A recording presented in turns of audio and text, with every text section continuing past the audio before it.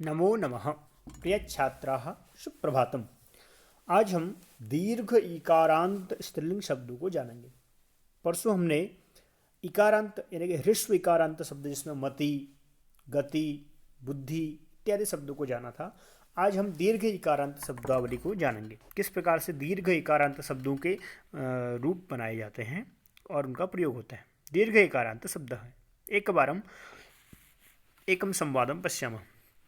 जननी जन्मभूमिश्च स्वर्गादपि गरीयसी, यानी कि जननी जो हमारी माता है और जन्मभूमि दोनों ही स्वर्ग से भी महान होती है। ये बात किसने कही थी? श्री रामचंद्र जी ने। सत्पुत्राः जननीम नमन्ति जनन्याः च आशीर्वादम गृह्णन्ति। जो सत्पुत्र होते हैं वो अपनी माता को प्रणाम करते हैं और जननी का आशीर्वाद ग्रहण करते हैं। यत्र नार्यः तु पूज्यन्ते रमन्ते तत्र देवताः। ये मनुस्मृति की उक्ति है कि जहाँ जहाँ नारियों का सम्मान पूजन होता है वहाँ वहाँ देवताओं का वास होता है, आशीर्वाद होता है। भारतस्य राजधानी दिल्ली अस्ति। देखो, जननी, जननीम, जनन्याः, नार्यः, राजधानी, ये सभी पद क्या हैं? दीर्घ इकारांत पद हैं। ऐतिहासिकम रक्तदुर्गम दिल्ल्याम अस्ति, दिल्ल्याम अस्ति। ठीक है, दिल्ली इति दीर्घ इकारांत शब्द है। रक्तदुर्गम नाम लाल किला। आगे कहते हैं विद्वांसः सरस्वत्याः वंदनाम कुर्वन्ति। सरस्वती की वंदना करते हैं तो सरस्वती। ठीक है। कर्नाटक प्रदेशस्य एकस्मिन् ग्रामे जनाः देववाण्या एव संवादं कुर्वन्ति। कर्नाटक के एक गांव जिसका नाम मत्तूर है, वहाँ सब लोग देववाणी में ही संवाद करते हैं, यानी कि संस्कृत भाषा में ही संवाद करते हैं। हे पुत्री त्वम अतीव धन्या यतः त्वम जले निमज्जनात् शिशुम रक्षितवती। यानी कि हे पुत्री, पुत्री शब्द है, बड़ी दीर्घ इकारांत शब्द है लेकिन उसका संबोधन में पुत्री। ठीक है। त्वम अतीव धन्या, तुम बहुत धन्य हो कि तुमने जल में डूबते हुए बच्चे को बचा लिया। रक्षाबंधने भ्राता भगिन्यै उपहारम यच्छति। भगनी के लिए, भगनी शब्द दीर्घ इकारांत। नगरीषु काशी प्रसिद्धा, नगरियों में काशी प्रसिद्ध है। तो ये शब्द थे जो पीले कलर में आपको दिखाई दे रहे थे। अब हम इन शब्दों में कौन कौन सी विभक्ति कैसे है ये सब जानेंगे। मूल शब्द कौन सा है? पहला शब्द था जननी, तो पद था जननी। मूल शब्द भी क्या है? जननी, माता। प्रथमा विभक्ति है, एक वचन है। ठीक है। जननीम द्वितीय विभक्ति है, एक वचन है। जनन्याह जननी शब्द है, षष्ठी विभक्ति, एक वचन। याह जहाँ भी आएगा, चाहे वो ईकारांत दीर्घ इकारांत हो, चाहे वो आकारांत शब्द हो। ठीक है। तो याह मतलब षष्ठी विभक्ति समझ लीजिए आप। नार्यः, नारी शब्द है, बड़ी दीर्घ इकारांत शब्द है, प्रथमा विभक्ति है, बहुवचन है। ठीक है। नारी नार्यौ नार्यः, जननी जनन्यौ जनन्यः, यह खाली। ठीक है। जनन्याः हो जाएगा तो वो षष्ठी हो जाएगा, यह होगा तो वो आपका दीर्घ क्या होगा? बहुवचन होगा प्रथमा का। राजधानी प्रथमा भी एक वचन। दिहल्याम, तो दिल्ली शब्द है, सप्तमी एक वचन। याम अगर आया तो समझो जैसे आपका आकारांत स्त्रीलिंग शब्द में याम था, यहाँ भी याम हो तो समझ लीजिए आप क्या होगा? विभक्ति सप्तमी होगी। सरस्वत्याः बिल्कुल, जनन्याः षष्ठी एक वचन। देववाण्या या, अब देखो याह और या में क्या अंतर है? अगर याह हो खाली और या हो, तो या अगर हो बिना विसर्ग के तो समझ लेना कि वो तृतीया ही होगी 100%। ठीक है। और सरस्वत्याः होगा तो 100% क्या होगा? आपका षष्ठी विभक्ति होगा। ठीक है। किसी भी शब्द का तो देववाण्या तृतीया एक वचन। पुत्री छोटी की मात्रा हो और संबोधन का चिन्ह हो तो संबोधन हो। ठीक है। भगिन्यई यही होगा तो आधा नौ या कोई भी व्यंजन आधा हो उसके बाद यही हो तो समझ लो चतुर्थी विभक्ति होगी, कन्फर्म है। नगरीसु सप्तमी होगी। अब जो जब शब्द हमने जाने उसमें से एक शब्द है जननी शब्द, उसके हम अभी रूप जानेंगे। ठीक है। सप्तमी तक संबोधन सहित।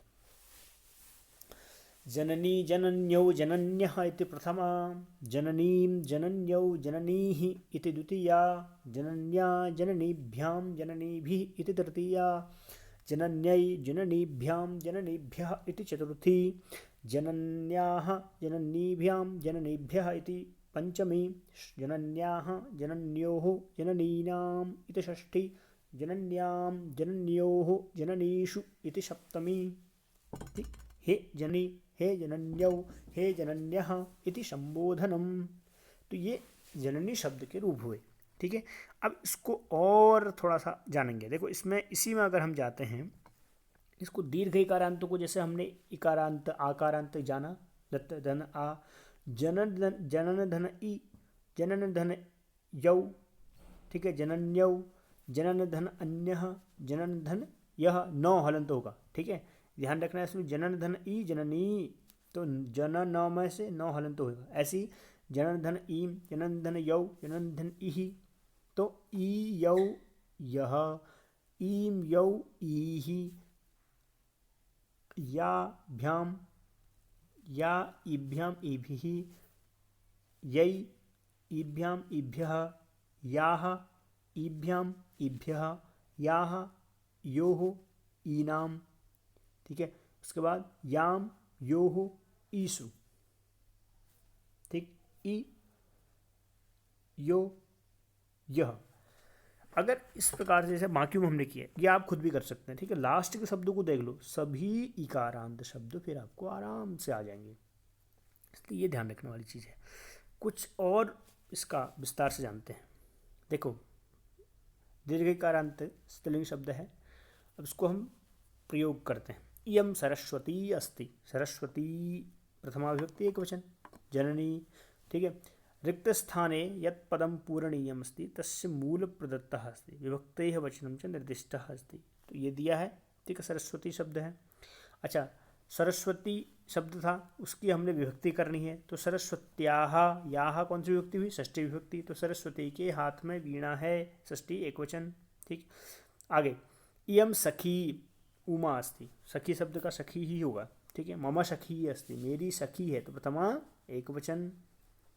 सा लेखन्या पत्रम लिखति, लेखनी शब्द था, या अगर केवल आएगा, मैंने कौन सी विभक्ति बताई थी? तृतीया विभक्ति।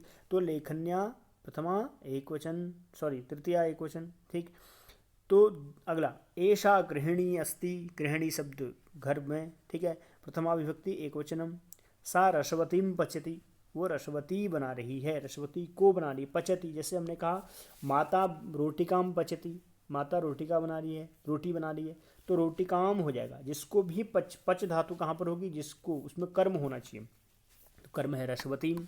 ठीक है, आगे ऐसा मार्जारी अस्ति, दीर्घ इकारांत शब्द है, प्रथमा विभक्ति एक वचनम। ठीक, ऐसे ही रमा मार्जार्यै दुग्धम यच्छति, मार्जारी के लिए रमा क्या करती है? दूध देती है, तो यही शब्द आ गया। तो इसलिए देखो, यही से पहले कोई व्यंजन अधूरा है ना, कौन सा है? र। ठीक है, मार्जार्यै। अगला है एषा जननी अस्ति, माता है। ठीक है, प्रथमा विभक्ति एक वचन।